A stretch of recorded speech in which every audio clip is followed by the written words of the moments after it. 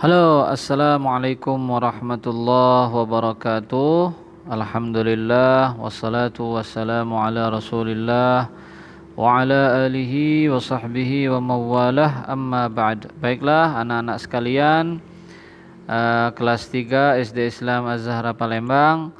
Pada video ini kita akan bersama-sama mempelajari tentang pelajaran BTA atau baca tulis hafal Al-Quran kelas 3. Silakan anak-anak siapkan bukunya halaman 32. Kita akan bersama-sama membaca kandungan ayat daripada materi tentang surat Al-Fajr.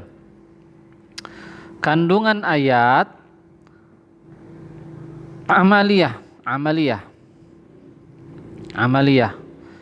An-Nasa'i meriwayatkan dari Jabir, dia berkata, Mu'az pernah mengerjakan salat. Lalu ada orang yang datang dan mengerjakan salat bersamanya. Maka Mu'az memanjangkan salat. Maka dia mengerjakan salat sendiri di salah satu sudut masjid. Kemudian dia kembali lagi dan sampailah berita itu kepada Mu'az. Maka Mu'az berkata, dia adalah orang munafik. Selanjutnya hal itu disampaikan kepada Rasul sallallahu alaihi wasallam. Maka anak muda itu bertanya seraya berkata, wahai Rasulullah, aku datang untuk mengerjakan salat. Lalu dia memanjangkan salatnya sehingga aku mundur dan mengerjakan salat sendiri di salah satu sudut masjid, sedang aku telah menambatkan untaku. Maka Rasulullah SAW bersabda, apakah engkau ingin membuat fitnah, wahai Mu'az? Mengapa engkau tidak membaca Sabbihisma Rabbikal A'la atau Wasyamsi wa duhaha atau Wal Fajr atau Wal Laili idza yaghsha. Jadi di sini intinya ada seseorang yang datang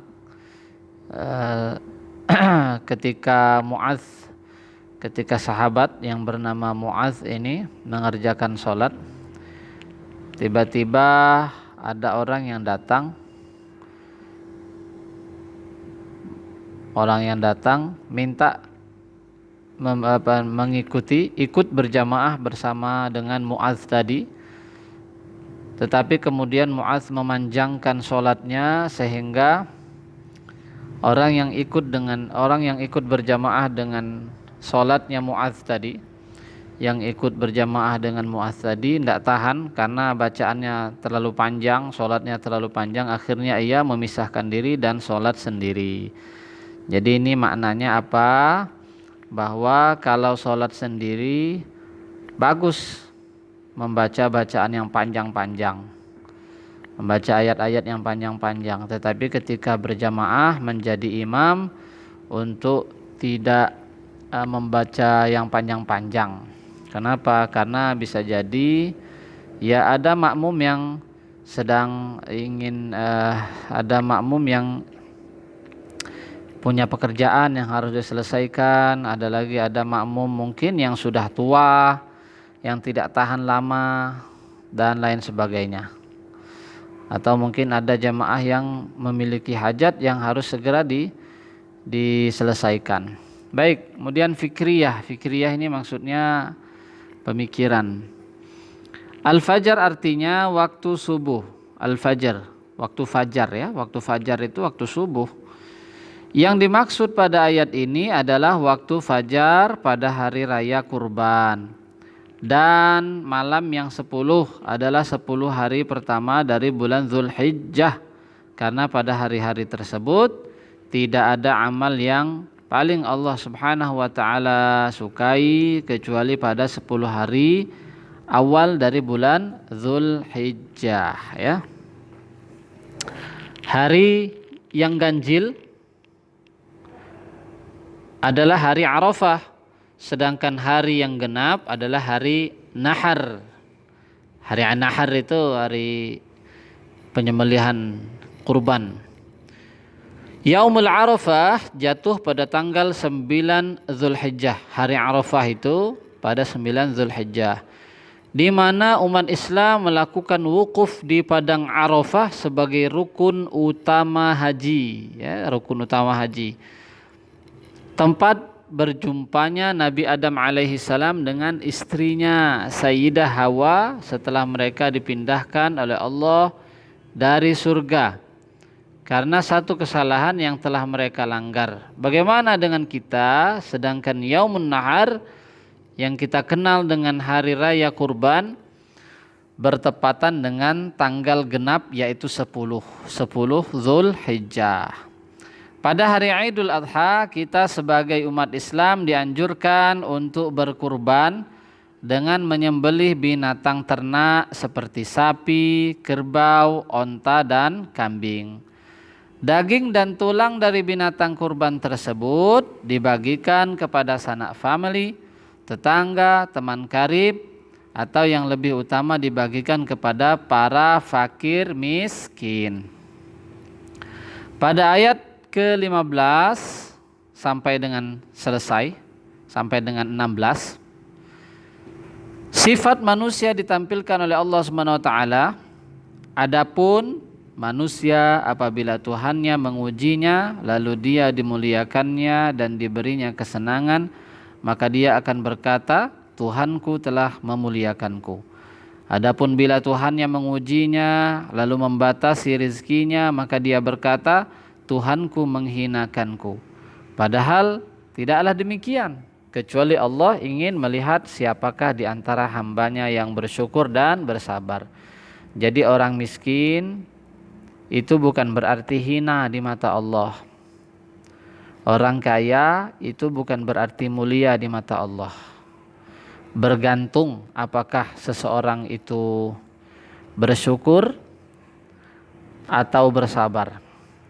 Ketika mendapatkan rezeki yang lapang, ketika mendapatkan rezeki yang lapang, bersyukur enggak? Kalau bersyukur berarti mulia. Kalau kufur, tidak bersyukur berarti hina. Ketika diberikan ujian kesulitan rezeki, kemiskinan, kefakiran, maka bersabar atau tidak? Kalau tidak bersabar, maka akan menjadi hina. Kalau bersabar, akan mulia. Jadi antara kaya dan miskin itu semuanya merupakan ujian. Orang kaya diuji dengan kekayaannya, orang miskin diuji dengan kemiskinannya. Yang kaya bersyukur atau tidak, yang miskin bersabar atau tidak.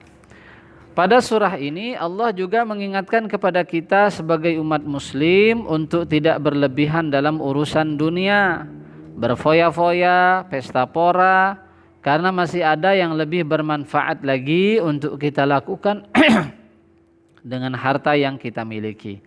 Sebelum Allah SWT menggoncangkan buminya sebagai bukti hari pembalasan. Perlu kita sadari juga bahwa penyesalan kita untuk menjadi orang yang lebih baik, bila hari pembalasan telah tiba, maka penyesalan kita menjadi sia-sia. Jadi selama hidup di dunia ini, mumpung masih hidup untuk berbuat baik.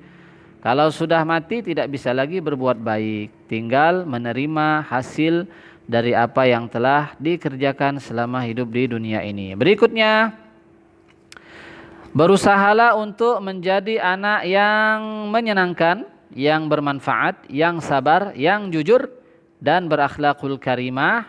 Ya, tentunya menjadi anak yang soleh dan soleha, sehingga tercapai niat baik anak-anak sekalian dan orang tua untuk menjadi anak-anak yang soleh. Oke, silakan ya. Ini dibaca kembali, dipahami kembali ya nanti ya. Dibaca kembali, dipahami kembali halaman kandungan ayat dari halaman 32 dari halaman 32 34 ini dibaca lagi, dipahami. Nanti kemungkinan ada soal yang akan Bapak berikan. Terima kasih. Wassalamualaikum warahmatullahi wabarakatuh.